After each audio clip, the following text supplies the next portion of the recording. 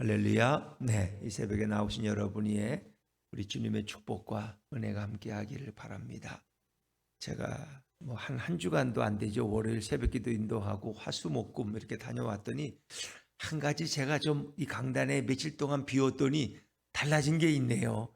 아멘 소리가 좀 커진 것 같아. 가끔씩 비워도 괜찮은 것 같아요. 네, 여러분들이 또 이렇게 며칠 만에 보니까 반갑고, 네, 저희 아내가 또 저를 대신해서 이 강단을 지키느라고 우리 박운자 전도사가 애를 많이 썼습니다.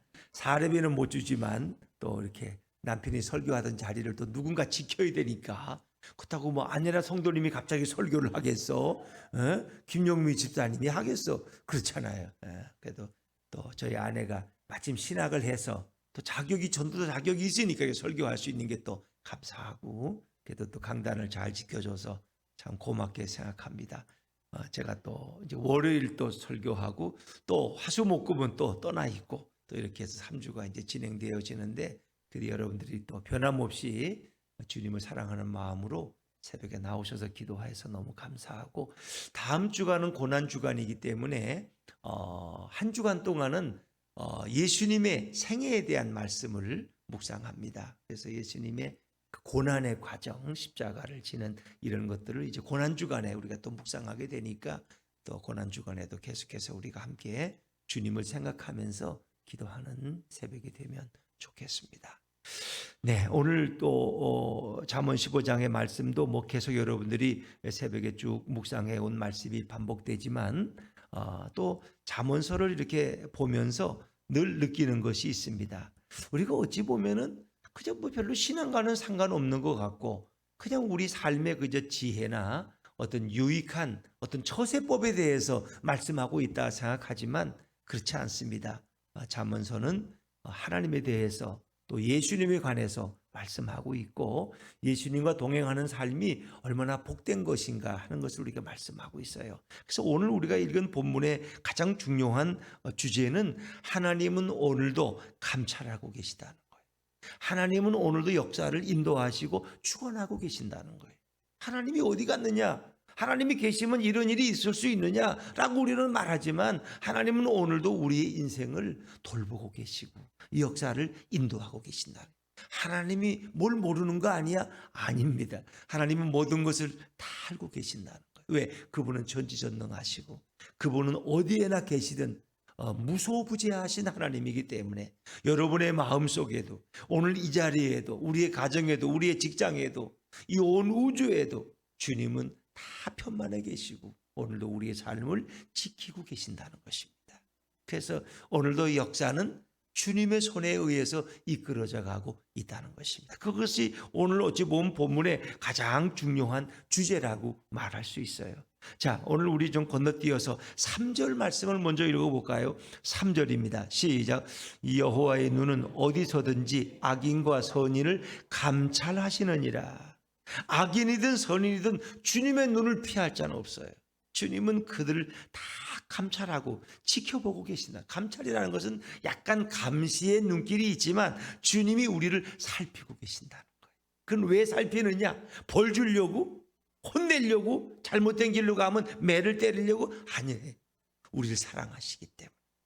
우리 사랑하는 어머니는 아이가 이렇게 걸어가면 눈길을 아이에게서 떼지 않아요. 왜? 한순간 아이는 없어질 수 있으니까. 아이가 혹 어디 빠질까 봐, 혹 좀 위험한 사람이 와서 아이를 또 유괴해 갈까 봐 엄마의 눈은 앉아 있어도 늘 아이를 바라보는 것입니다. 주님은 이렇게 우리를 감찰하신다는 건 우리를 지켜보고 계신다는 거예요. 그러면서 주님은 이 역사도 함께 감찰하시고 이끌어 가신다는 거예요. 우리가 어디에 있든지 이것은 하나님의 전지전능성, 하나님의 무소부재함을 우리에게 말씀해 주고 있습니다. 사무엘상 16장 7절에 보니까 사람은 외모를 보거니와 나 여호와는 어디를 본다 그랬어요? 중심을 본다. 하나님은 오늘도 우리 마음 중심을 다 살피고 있다는 거예요. 너의 배부를 하나님은 다 알고 계신다는 거예요. 그래서 우린 하나님 앞에 숨길 자가 없다는 것입니다. 숨길 자가 세상에 어떤 것도.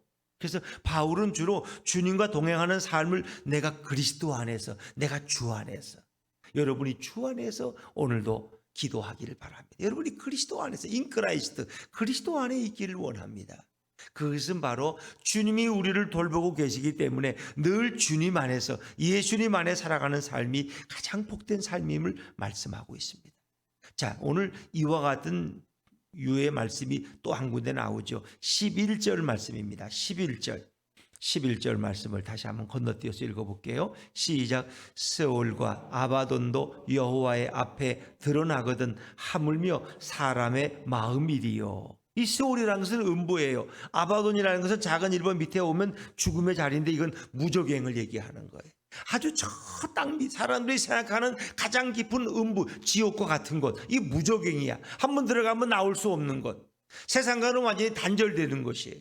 그런데 그 무저갱 속에 들어간 것도 결국 하나님 앞에서는 다 드러나고 하나님은 알고 있어요.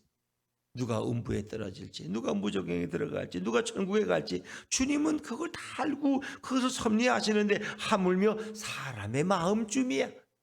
하나님이 보실 때 사람의 마음은 당연히 하나님이 꿰뚫어 보고 계신다. 설교하는 이 시간도, 설교를 듣는 이 시간도, 예배하는 이 시간도 여러분이 요즘 어떤 생각하는지, 아이고 내가 문을 안 잠그고 나온 것 같아, 가스불을 안 끄고 나온 것 같아, 이것까지 주님은 다 하신다. 그래서 이것은 이 주님의 주권성, 하나님의 주권, 하나님의 섭리, 이 모든 것을 다스리고 인도하시고 우리의 마음의 깊은 생각까지도 다 하시는 주님께서 우리 인생을 가장 합당한 길로 인도하시고 합력하여 선을 이루게 하시는 줄로 믿습니다. 그래서 주님의 눈을 피할 자가 없다는 것입니다. 그래서 여호와 하나님과의 친밀함, 우리 예수님과 동행하는 삶을 통해서 하나님은 오늘도 우리 삶을 풍성하게 하시고 우리를 축복하신다는 거예요. 그러니까 세상에 어떤 것도 하나님과 관계가 없는 것이 있어요, 없어요? 없다는 것입니다. 참새 한 마리가 아침에 지저귀어도, 요 지금 까치가 까치집을 요 카페 앞에 세탁소 앞에 졌는데 그 까치 한 마리도 하나님이 다스리고, 새 한 마리도 하나님이 돌보신다는, 하나님이 먹이시고 하나님이 입히시고, 하나님의 허락 없이는 참새 한 마리도 떨어질 수가 없고 개미 한 마리도 함부로 누가 밟을 수 죽을 수 없어. 왜? 그건 하나님의 다 관리하에 있다는 거예요. 그래서 우리의 삶은 주님의 이 눈길을 피할 수가 없고 주님의 주권하에, 주님의 다스림하에, 주님의 섭리하에 있다는 것입니다. 오늘 나의 나된 것이 오늘 주님의 은혜인 것을 믿으시길 바랍니다. 그러니까 우연이라는 건 없는 거예요. 어찌 보면 우연이 없어. 우연히 만났다고. 아니 우연이 아니고 하나님이 다 만나도록 섭리해 놓은 것이라니까. 그래서 우리 말에 원수는 외나무 다리에서, 그러니까 원수를 만들지 말라니까 외나무 다리에서 만나고 싶지 않거든. 우리는 우연히 만난 것 같은데 또 우연히 그 사람을 만나서 아유 내가 지갑을 잃어버렸는데 그분을 내가 서울역 앞에서 만나가지고 내가 그날 도움을 많이 받았다고. 그거 그냥 된 게 우연이 아니에요. 내가 예전에 그분에게 은혜를 베풀었는데 그분을 내가 지갑 잊어버리고 당황해가지고 어쩔 줄 모르는데 그분을 만났다니까. 그게 하나님의 섭리지 어떻게 우연이에요. 그렇죠? 오늘 내가 지나가는 물 위에 씨를 뿌리면 언젠가는 그 열매를 거두게 된다는, 이게 다 주님의 역사야. 미움을 심으면 살인을 거두고 사랑과 친절을 거두면 은혜를 거두는 거예요. 인생이라는 것은. 오늘도 여러분이 열심히 기도를 심고 말씀을 심고 헌신을 심으면 주님께서 여러분에게 생명의 축복을 허락할 줄로 믿습니다. 이 모든 것이 주님 앞에 보응으로, 축복으로 보응되고 우리의 자식들을 통해서 하나님의 또 선하심으로 보응이 되어지는 거예요. 세상에 어찌 보면 공짜는 없는 거야. 주님은 우리의 기도와 헌신을 통해서 또 우리의 삶을 이끌어 가신다. 물론 우리가 구원받은 건 공짜고 하나님의 선물이야. 내가 노력해서 구원받은 거 아니에요. 그러나 거기에는 주님의 십자가의 고난과 피 흘림이 있었기 때문에 그 일이 가능. 그러니까 누군가가 수고하지 않으면, 내가 어떻게 이 땅에 태어났어요? 나는 수고해서 내가 태어나려고 뭐 헤엄치고 몸부림치고 막 땀 흘리고 뭐 이렇게 했나? 내가 태어난 건 나는 거저 태어났어. 그러나 누가 수고했어요?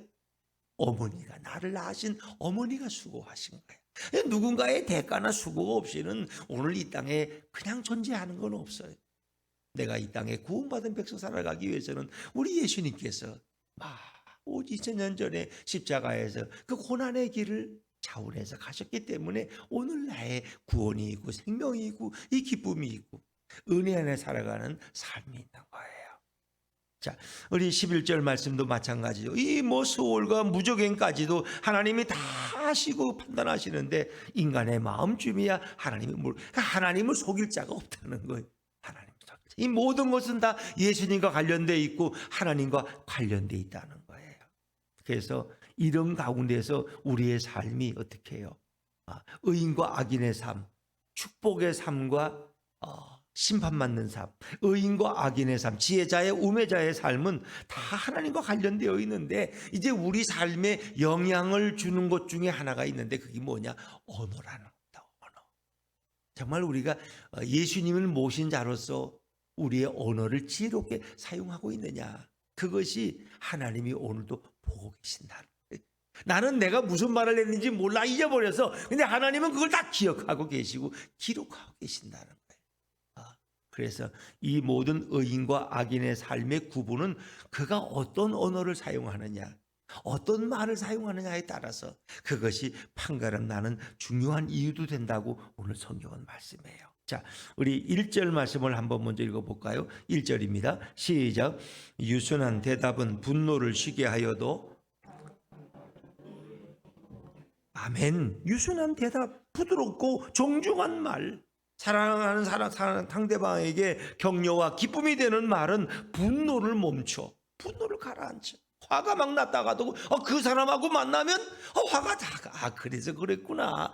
난 그걸 모르고 내가 그냥 큰 범죄할 뻔했네. 이게 유순한 대답이에요. 내 안에 예수님이 있으면 화가 난 사람도 이렇게 지혜로운 말로 주님의 마음으로 그 사람과 대화하면 그 사람의 마음을 가라앉힐 수가 있는 거야. 막 화가 나가지고. 그런데 어떤 반대로 과격한 말은 노를 격동하느니라. 막 그냥 기름에다가 또 뭐 기름을 또 뭐 부어버려 그냥. 그러면 그게 막 일어나는 거야. 그런 분도 또 있어. 화나가지고 온 사람을 더 화나게 만들어. 그런 남편하고 왜 사냐고 빨리 헤어져 이러면서 말이야. 그래도 그 남편이 그렇게는 했지만 그 남편이 그래도 40년을 결혼해 사는 거 보면 그 사람이 얼마나 진실한 사람이냐고.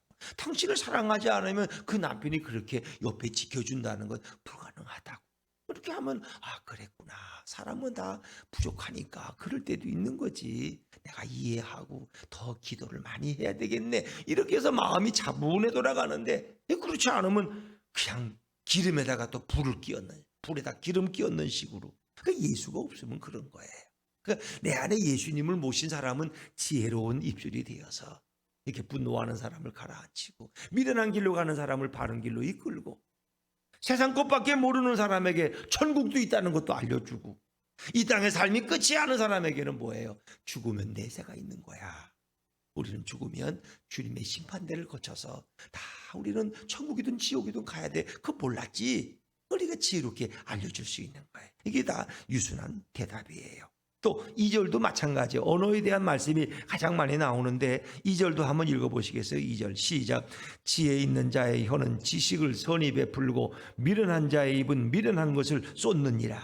그래서 앞에는 지혜 있는 자의 혀, 뒤에는 미련한 자의 혀, 미련한 자의 입. 이것을 우리가 이제 반의적 평행법이라고 부르는데 늘 이런 말씀은 앞에는 지혜자, 뒤에는 미련한 자. 지혜자의 입술, 미련한 자의 입술 결과가 달라요. 지혜 있는 자의 혀는 지식을 선히 베풀고 지혜를 베풀고 예수님에 관한 지식을 나눠주고 근데 미련한 자의 입은 뭐예요? 미련한 것만 쏟아놔 그냥 미련한 것만 쓸데없는 거 생명이 없는 것들 이런 것만 쏟아놔서 말이야. 이게 엄마 어디 가면 그거 잠깐만 거짓말하면은 돈 벌 수 있는데 뭐 이런 얘기는 하고 말이에요. 잠깐 양심을 속이면 그거 좀 이익 좀 볼 수 있는데 이거 미련한 자들이 쏟아놓는 거야. 이런 말 들으면 안 돼. 이건 주님이 그 안에 없는 거예요. 예수님이 없으니까 미련한 말만 하고 지옥 가는 말만 골라서 하는 거야.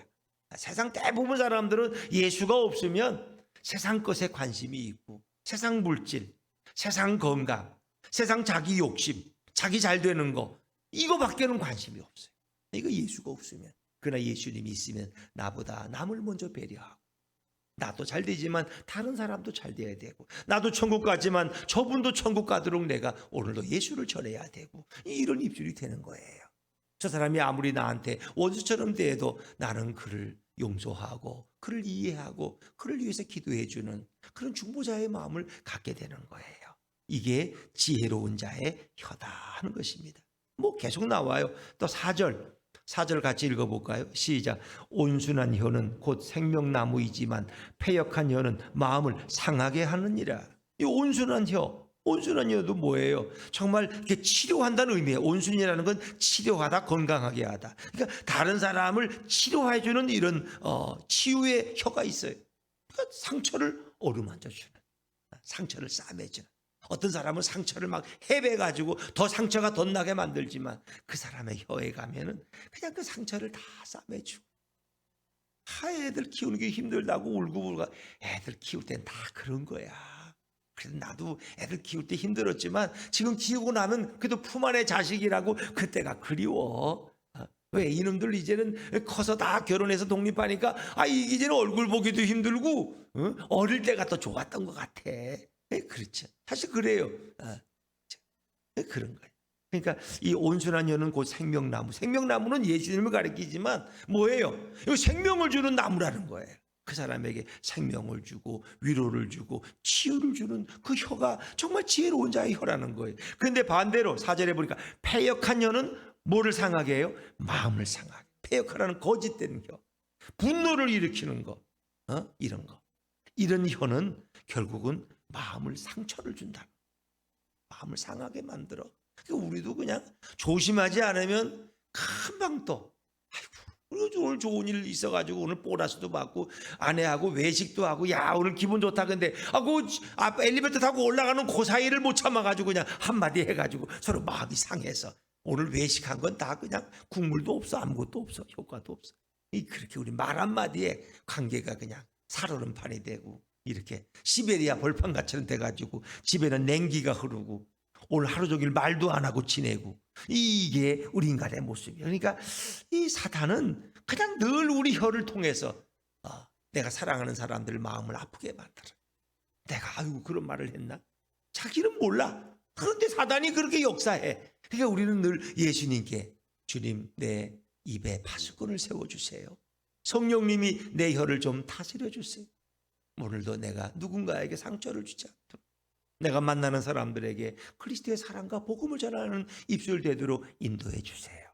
제가 빈정대는 말투가 있는데 주님 좀 고쳐주세요. 저는 그냥 순수하게 했는데 우리 아내는 나보고 왜 이렇게 빈정대는 말을 안 해? 빈정대는 말을 해. 그게 뭐 빈정대는 말이야. 근데 아내는 그거 들었다는 거야. 자기는. 나는 그렇게 말 안 했는데. 카페에서 같이 들어가려고 기다렸어요. 그래서 그랬는데 그때 또 스마트폰을 또 갑자기 보는 거야. 하루 종일 스마트폰 봤는데 뭘 또 보냐 그랬더니 그게 빈정된다는 거야. 자긴 지금 중요한 걸 확인을 해야 되는데 지금 그런 거야. 나는 기다리다가 15분 기다렸으면 됐지. 뭘 또 기다리라고 스마트폰을 또 봐. 빨리 집에 가자니까. 저녁 먹자니까. 그래서 내가 그랬더니 그게 자기를 빈정댔다고. 그냥 마음이 싹 그냥 달라져가지고 완전히 시베리아 벌판처럼 돼버려가지고 2시간 동안 말을 안 했어요. 그냥 2시간 동안. 그러니까 그게 우리가 예수로 충만하지 않으면 언제 내 혀가 화살이 돼서 상대방의 마음에 꼽히는 거야. 그게 오늘 외식까지 하고 와서 오늘 아내가 기분 좋아서 오늘은 참 좋은 날이다. 근데 웬걸 엘리베이터 타고 올라오는 그 사이에 그냥 사단이 틈타가지고 서로 마음이 상해버렸어. 당신 그 동생한테 돈 꿔준 거 받았어. 그 말 때문에 그날 끝났어. 그냥 그 말은 하지 말걸. 괜히 왜 꿔줄 때도 뭐라 그랬고 또 받았느냐고 확인하냐고 말이야. 내 돈 가지고 내가 꿔주는데 네가 왜 챙겨내냐 이러면서 덤벼들 못하겠어. 그러니까 참 이게 인간이 연약하다는 거예요. 이게 언어에 대한 말이 너무나 많아. 왜? 우리가 언어 때문에 실수를 제일 많이 하니까. 부부가 뭐 때문에 싸웁니까? 말 때문에 싸워. 말 때문에. 그러니까 말을 안 하면 좀 우울해도 싸우진 않아요. 그냥 저 여자가 오늘 기분이 안 좋은가 보다 이렇게 생각하는 거죠. 자, 7절 또 한번 읽어볼까요? 7절입니다. 시작. 지혜로운 자의 입술은 지식을 전파하여도 미련한 자의 마음은 정함이 없느니라. 지혜로운 자의 입술은 예수님에 관한 지식을 전하고 또 지혜로운 말을 전해서 마음을 따뜻하게 하지만 미련한 자의 마음은 정함이 없다는 건 어디로 튈지 몰라. 어떤 말이 나올지 나도 몰라. 이게 입만 열면 이게 미련한 자야. 내가 무슨 말을 할지 몰라. 미련한 자의 마음은. 왜? 사단이 그를 지배하니까.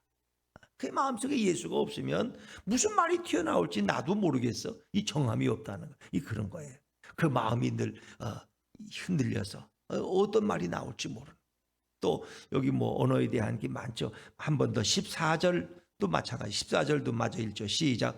명철한 자의 마음은 지식을 요구하고 미련한 자의 입은 미련한 것을 즐기느니라. 미련한 자의 입은 미련한 것만 쏟아놓으니까 자꾸 상처를 주는 거예요. 그래서 이 언어 생활이 우리 신앙 생활에 있어서 예수님을 모신 삶에 가장 중요한 거예요. 언어 생활. 그래서 바울도 이렇게 믿음 없는 자들을 가리켜서 저들은 수근수근하는 자요 비방하는 자라고 이렇게 말해요. 수근수근 한다는 건 뭔가 남에게 안 좋은 말을 하는 그런, 또 남을 자꾸 비방하는 입술. 이거 바울도 그렇게 지적을 했어요. 로마서 1장 28절에. 또 에베소 4장 25절 보니까 너희가 거짓을 버리고 각각 그 이웃으로 참된 것을 말하라. 거짓을 말하고 거짓을 버리고 참된 것, 진실된 것만.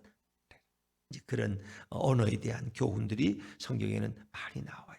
자, 그런 거 하면은 또 예수님을 모신 삶의 그 한 가지 표징은 우리가 징계를 받을 때, 책망을 받을 때 그것을 대하는 태도예요. 그러니까 아이들을 이렇게 여러 명 키우다 보면은 부모가 이제 뭐 싸우고 막 이렇게 막 뚱땅거려가지고 아랫집에서 항의하 그러면 쭉 앉혀놓고 이제 훈계를 해요. 너 그러면 안 되지. 그러면 큰애는 제가 잘못했습니다. 동생들을 잘 못 돌보고 제가 잘못했어. 그런데 작은 놈은 내가 뭐 잘못했다 그래요. 내가 뭐 나 잘못한 거 없어요. 그러니까 이렇게 훈계를 하면 이 반응하는 태도가 다르다는 거예요. 근데 하나님은 종종 우리를 훈계하셔. 종종 우리를 책망하셔. 거기에 대해서 우리는 주님 제가 잘못했네요. 제가 오늘도 실수했네요. 이렇게 자신의 부족을 인정하고 주님, 그래서 주님이 도와주시지 않으면 저는 안 돼요. 이러면서 주님의 도움을 구하면 그래 너가 참 훌륭하구나. 그런데 주님 내가 뭐 잘못한 게 뭐 있어요 나는. 주님 앞에 대들고 주님의 말씀을 거부하고 거역한다면 그 사람은 미련한 사람이라. 그래서 이제 책망을 받을 때, 징계를 받을 때 우리가 어떤 태도를 갖느냐, 이 태도가 너무 중요해요. 그래서 삶의 성공이라는 건 되게 태도에 달려. 회사에서 성공하는 사람들은 그 삶의 태도가 다르대. 그러니까 어려운 과제가 넘어와도 오늘 야근 한번 해야 되는데 오늘 즐겁게 하지 뭐 이런데, 그 어떤 사람은 왜 이런 거나 주고 월급도 안 올려주면서 뭐 회사는 이거 사람을 죽이려고 하네, 작정을 했나, 이 태도가 다르다. 태도가 힘든 일을 당해도 기쁘게 그것을 위해서 또 슬기롭게 도전을 하는 그런 사람이 있는가 하면은 이거 어려운 일이 들어오면 뭐 불평을 하고 사장 욕하고 무슨 사장은 뭐 사람을 어떻게 하려고 그러냐 막 불평하는. 사장이 그거 듣고 있다면 그 사람이 거기서 어떻게 되겠어요? 그렇잖아요. 특히 안 보는 데서 사장 욕을 하고 자기 상관 욕을 하는 사람이라면 누가 그 사람을 진실하다고 표현하겠어요? 저놈은 언제 내 목에 칼을 찌를지 몰라. 내 등에 칼 꼽을 놈이야. 저런 놈은 중용하면 안 돼. 당장 느끼는. 그러니까 어떤 태도, 삶의 태도, 이게 중요하다는. 자, 이제 그 말씀이 몇 군데 나오는데 우리 5절 말씀을 좀 읽어볼까요? 몇 구절만. 5절입니다. 5절 시작. 아비의 훈계를 업신여기는 자는 미련한 자요, 경계를 받는 자는 슬기를 얻을 자니라. 아비의 훈계를 업신여기는 자는 미련하다. 이 아비의 훈계라는 건 이건 하나님의 훈계, 하나님의 훈계. 예수님이 말씀하실 때 그걸 업신여기면 안 돼. 그걸 무겁게 여겨야 돼. 이제 그런 사람이 지혜로운 자야 되는데 이 어리석은 자는 업신여긴다는 게 미련한 자예요. 미련한 자. 그러나 경계를 받는 자는 슬기를 얻는다는 건 뭐예요? 주님이 이렇게 책망하실 때 그것을 잘 받아들이는 자는 진정 슬기가 있는 자라는 거예요. 이제 그런 말씀을 이렇게 표현하고 있는 거예요. 또 10절입니다. 10절 같이 읽죠. 시작. 도를 배반하는 자는 엄한 징계를 받을 것이요, 견책을 싫어하는 자는 죽을 것이니라. 심지어 견책, 책망을 싫어하면 그럼 죽을 수밖에 없어. 왜? 하나님이 잘못된 길을 가면 하나님이 우리를 책망하시고 우리 매를 때리시고 그때 깨닫고 돌아서면 사는 거예요. 근데 그걸 모르고 계속 그 길로 가면은 결국 그 사람은 죽음의 길, 사망의 길로 가는 거예요. 이게 참 안타까운 거죠. 12절도 마찬가지. 12절 제가 읽을게요. 거만한 자는 견책받기를 좋아하지 아니하며 지혜 있는 자에게로 가지도 아니하느니라. 거만한 자, 교만한 자는 누구한테 훈계받는 걸 좋아하지 않아. 왜 나한테 설교해? 왜 나한테 그런 함부로 그런 말을 해? 듣기 싫어. 이런 거예요. 이 교만한. 그러나 겸손한 자는 견책받기를 좋아한다는. 그러니까 주님의 말씀은, 이 잠언서의 말씀도 다 우리를 책망하는 것 같지만은 우리를 바른 길로, 생명의 길로 인도하기 위해서 그렇게 인도하신다. 그래서 사람의 태도, 책망을 받을 때 어떤 태도로 주님의 말씀 앞에 내가 순종하느냐 하는 게 중요해요. 또 삶을 살아가는 태도도 중요하죠. 예수님을 모신 사람의 얼굴과 예수님을 모시지 않은 사람의 태도는 완전히 달라요. 13절 말씀, 13절을 한번 같이 읽어볼까요? 시작. 마음의 즐거움은 얼굴을 빛나게 하여도 상하게 하느니라. 아멘. 마음의 즐거움은 얼굴을 빛나게 한다. 마음이 즐거우면 얼굴도 환하게 빛나지, 행복하니까. 근데 아무나 즐거워하시? 그렇지 않아요. 예수님을 모신 사람은 마음이 늘 즐거워요. 나란 마음, 얼굴이 늘 즐거워. 얼굴에 늘 환한 빛이 있고 얼굴이 빛나요. 참 얼굴이 좋네. 마음이 그렇게 편한가 봐. 아, 그럼요. 예수님 모시고 이렇게 살아가니까요, 너무 저는 마음이 행복해서 이렇게 좋아요. 그 사람은 얼굴도 벌써 환해. 근데 어떤 분을 보면은 마음의 근심은 심령을 상하게, 얼굴에 그냥 근심기가 쫙 져 있어. 웃음기가 없어. 일부러 웃으려고 하면 어떻게 입이 좀 삐뚤어져서 웃게는 보이지만 그게 자연스럽지가 않아. 왜? 마음이 늘 괴로워. 마음에 행복이 없어. 마음에 즐거움이 없어. 마음의 근심은 심령을 상하게 한다. 그러니까 예수님을 모시면 여러분의 마음이 늘 해같이 빛날 줄로 믿습니다. 그런데 예수님이 없으면 늘 근심이고 늘 심령이 상해. 늘 마음이 괴롭고, 남을 보면은 가슴 아프고, 남을 보면 시기심만 생기고, 마음의 얼굴이 어두워 침울하고, 예수가 없어서 그런 거예요. 마음의 근심. 여러분, 근심은 다 십자가 앞에 내려놓고 오직 예수님이 주시는 그 구원의 기쁨, 그 구원의 즐거움 안에 거하시기를 주의 이름으로 축원합니다. 뭐 다른 말씀 다 마찬가지. 마지막 한 군데만 더 읽을까요? 자, 17절 말씀, 17절입니다. 17절 시작. 채소를 먹으며 서로 사랑하는 것이 살찐 소를 먹으며 서로 미워하는 것보다 나으니라. 아멘. 채소를 먹어도 서로 사랑하는 게 살찐 소를 먹으며 서로 미워하는 것보다 낫다. 근데 이게 채소를 먹으면 아무나 사랑하는 줄 아세요? 아니에요. 예수님을 모신 사람은요, 채소를 먹고 보리밥을 먹어도 서로 사랑하고 행복해. 예수님이 있으면. 근데 예수가 없으면 살찐 소를 먹어도 서로 미워해. 먹고도 싸워. 그냥 좋은 거 먹고 왜 싸워? 그 예수가 없어서. 지혜가 없고 미련하니까, 사단이 그 마음을 지배하니까. 재산이 많아도 행복한 게 아니에요. 예수가 없으면. 16절 말씀 제가 읽을게요. 가산이 적어도 여호와를 경외하는 것이 크게 부하고 번뇌하는 것보다 나으니라. 예수가 없으면 부자는 돈은 끌어모았는데 늘 고민 때문에 잠을 못 자. 세계에서 잠을 제일 못 자는 불면증이 많은 나라가 대한민국이래. 대한민국. 갑자기 돈을 많이 벌었거든. 그러니까 잠이 안 와. 그 돈을 어떻게 굴릴까? 그거 연구하느라고. 또 돈이 또 집값이 떨어질까 봐 그 걱정돼서 또 잠이 안 오고. 그래서 이게 예수가 없으면 부하고 번뇌하는 거야. 그런데 예수님을 모시면 가산이 적어도 늘 마음이 기쁘고 하나님을 경외하니까 늘 행복한 거예요. 여러분 어떤 걸 좋아해? 잠 못 자는 거 좋아하세요? 집이 열채인데 잠을 못 자. 수면제를 안 먹으면 하루도 잠을 못 자. 그걸 원하세요? 나중에 빼짝빼짝 말라가지고 그냥 죽어요. 죽어요. 그런데 채소를 먹어도, 그저 보리밥만 먹어도, 방구만 잘 꾸고, 방귀를 잘 낀다는 건 건강하다는 거고, 그거 참 잘 자고, 그거 행복하죠. 안 그래요? 여러분은 예수를 모신 분이 되면은 예수님은 우리를 가난하게 안 되셔요.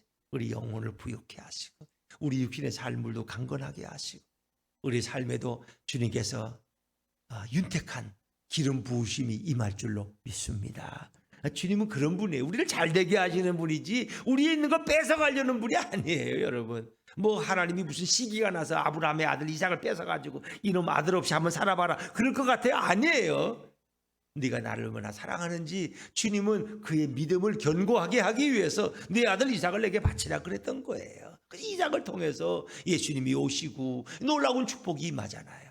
예수님은 다 우리를 잘되게 하시기. 그런 예수님 모시고 살면 다 복받는 거야. 지혜자가 내 안에 있는데 얼마나 좋아요. 여러분, 오늘도 예수님과 동행하는 복된 하루 되시기를 주의 이름으로 축원합니다.